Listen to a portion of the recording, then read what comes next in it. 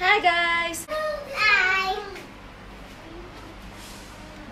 Kaepal mo naman. Sali ka pa din eh.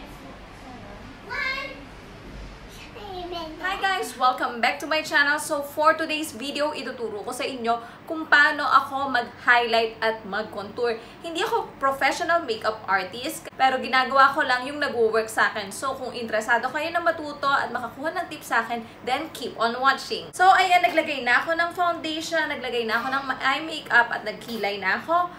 Pagka nag-highlight ako, ang inuuna ko is maglagay ng concealer. So ang gagamitin natin concealer is Maybelline Age Rewind Concealer in Fair. Dito lang ako naglalagay. Huwag masyadong madami kasi hindi natin kailangan ng too much product. And then dito, at saka dito sa dulo ng ilong ko, at dito sa nose bridge ko. Hindi ako naglalagay sa noo kasi ayokong mag-cake yung noo. Kaya hindi ko na siya nilalagyan. Bale, dinadamay ko na lang siya pag binablend ko. So, ang inuuna kong i-blend is yung baba. Ganyan lang. And then, kung napapansin nyo, lagi tayong nagkikrease dito sa may parteng under eye. At saka, di ba meron tayong linya, meron tayong parang fine lines dito sa ilalim. So, para malagyan ng product itong fine lines, idadam mo siya and then tingin sa taas. Para sumiksik yung concealer doon sa mga fine line. So, ganyan lang. Tingin sa taas. And dab-dab lang until kontento ka na sa itsura ng pagkakablend mo. Tapos sunod naman is ito, beblend natin itong nasa dulo ng ating ilong. Kailangan ganyan dab-dab lang, hindi pwedeng kuskus kasi mag-move yung foundation mo. And then itong nasa parteng nose bridge. And then gaganyanan nyo lang yung sa noo nyo dun sa mga natirang product.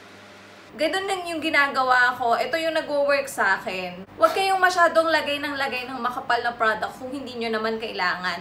So, eto, tapos na tayo. Next naman is isi-set natin to with powder. Kailangang natuyo na yung concealer mo bago mo siya iset para hindi siya mag-cakey. So, ang gagamitin naman natin na pang-bake ay itong Laura Mercier Translucent Powder. So, kapag magbe-bake ako, ang ginagamit kong tool ay itong sponge na wedge. Tak-tak, ganun. And then, kuha tayo ng product. So, ganito ang tip ko sa inyo. Huwag kayong maglalagay dito sa may mga fine lines nyo para hindi lalong maglitaw yung inyong fine lines. Dahil lalo na sa akin na medyo sumusyonda. So, meron na akong fine lines kaya hindi ko siya nilalagyan at binibake ng powder. So, ang gagawin ko lang is ganito. Dito lang sa may ilalim ko binibake.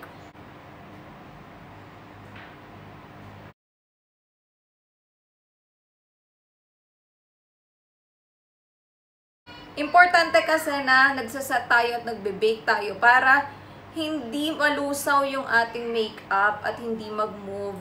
So, ganyan yung ginagawa ko hanggang dito sa may gilid ng ilong. Ayan. So, iwasan nyo yung may mga fine lines. Ayan. And then, sa gitna ng ilong.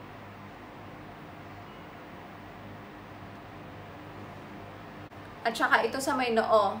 Kasi nag-oily din ako dyan eh. Pati itong part na to, dinadamay ko kasi nag-oily din ako dyan. So, ganyan lang ang pagsaset niyan. So, hintayin lang natin na mag-set. Bake muna natin siya. So, ayan, natapos na tayo mag-bake. So, papagpagin lang natin yung mga powder na yan. Ganyan lang. And then, eto yung tuturo ko sa inyo. Para maset tong part na to, sa kanya lang siya ipapagpag.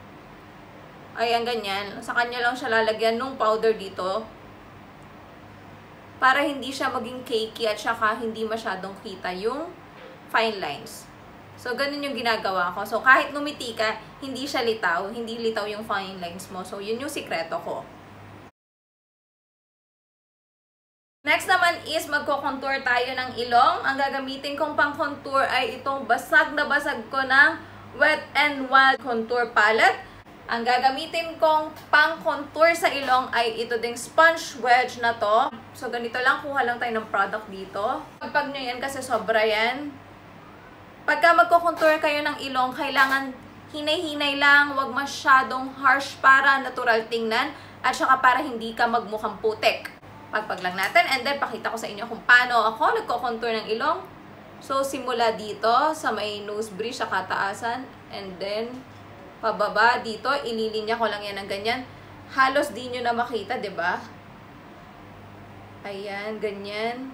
So, karamihan, ang pagkakamali ng iba, akala nila kailangan dito sundan yung line. So, dito sa may guhit ng ilong. Kailangan bakipot lang yung pagkukontour ng ilong para magmukhang matangos yung ilong mo. Kasi pagka malapad yung pagkakakontour mo, pag dito mo sinimulan, mas lalapad yung itsura ng ilong mo. Hindi niya mapapatangos yung ilong mo, mas lalong lalapad. Kung ganun yung gagawin mo, kung sisimulan mo siya mula dito. So, ganyan lang. And then, kukuha ako ng blending brush. Ito yung blending brush ko. At ibe-blend ko lang siya. Kailangan sobrang natural lang yung itsura para hindi ka magmukhang madumi at putikin. At kailangan hanggang dito nyo siya bine-blend para natural ang itsura. Natural tingnan.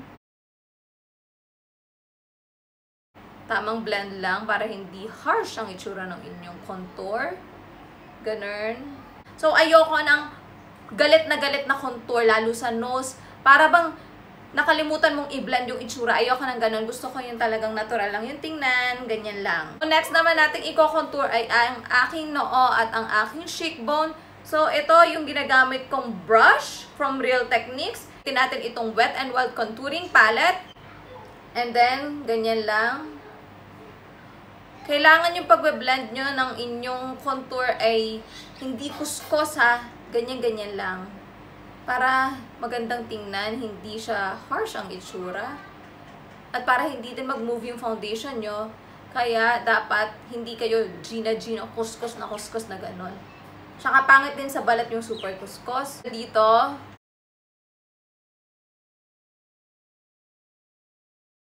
wag masyadong maitim at kulay putik yung lalagay nyo. Kailangan bagay pati sa skin tone nyo yung inyong gagamitin na pang contour. And then, itong aking jaw.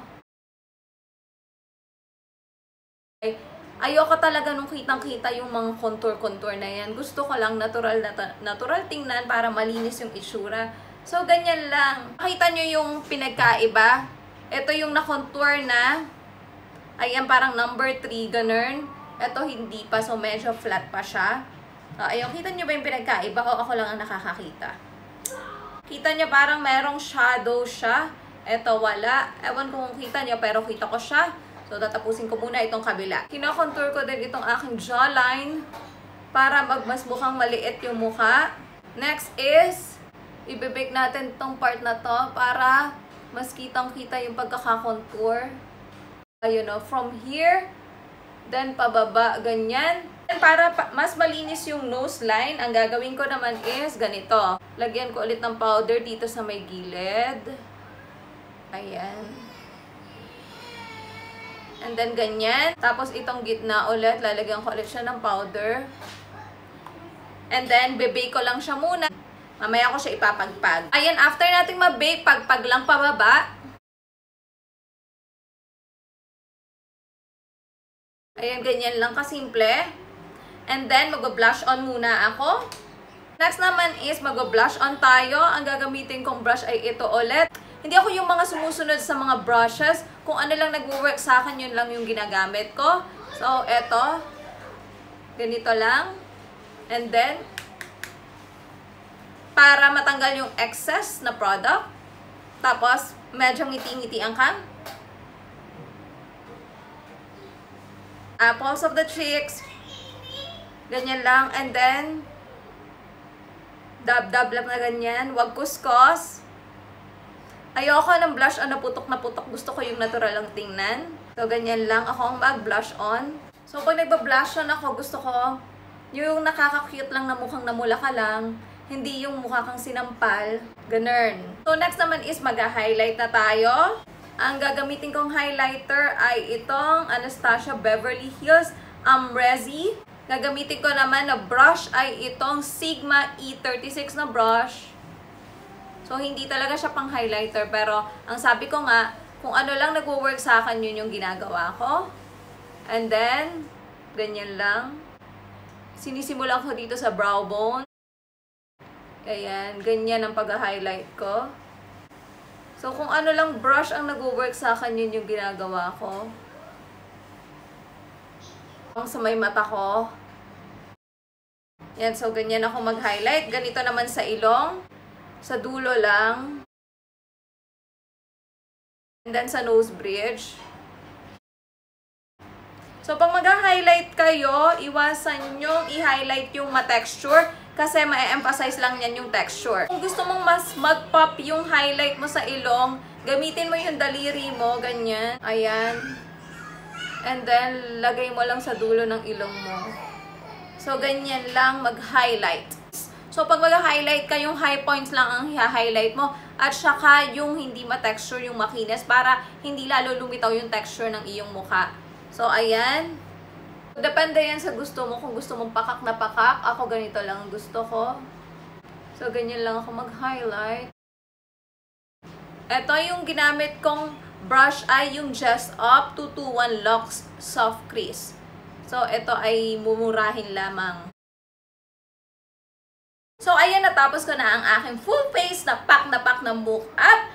At ganun lang akong mag-contour at mag-highlight. Sana ay may natutunan kayo. Hindi ako professional makeup artist. Natuto lang din ako sa panonood ng mga tutorial. Kaya isinishare ko lang sa inyo kung ano yung nag-work sa akin. So, sana ay mag-work sa inyo. At kung mayroon kayong suggestion and request na tutorial, comment down below. And don't forget to like my video at saka subscribe to my channel kung di ka pa nagsusubscribe. So, ayun, sana ay marami kayong natutunan sa tutorial na ito at salamat sa lahat ng nanood.